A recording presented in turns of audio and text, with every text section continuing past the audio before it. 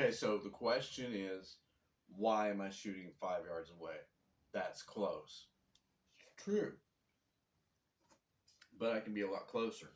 But we don't go out as archers or anybody who shoots a bow and arrow. You don't go out at 20 yards and 30 yards and start shooting a stick with a string on it, ambidextrous bow, and start hitting your target. That's nonsense.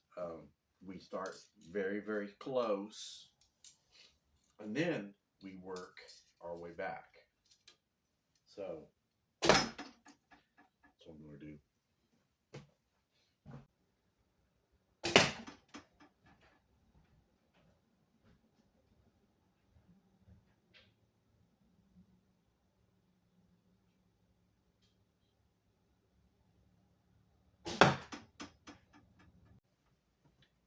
Alrighty, so start off at 4 or 5 yards.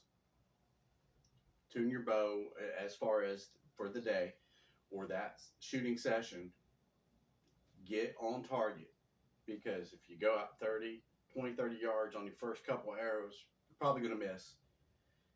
You know, it just all depends. I mean, if you use a bow like this, which I do, yeah, you want to start from the baseline of 5 yards and work your way back.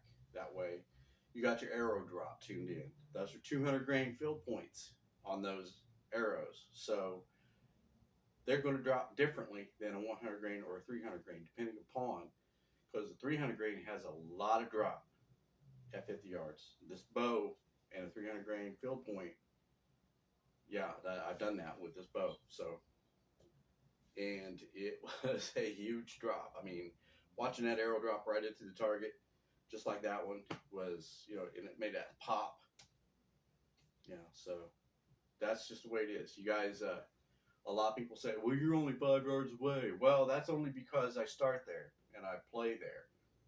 You know, then I move back to 7 on the second, and on the third, I'm about 10 yards away, 11 yards away, something like that. So, you see where the arrows are. They're all on target. And that's the point. So I did one per place to where I shoot.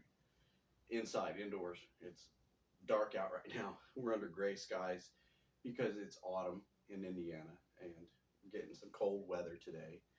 So, yeah. Y'all enjoy your weekend.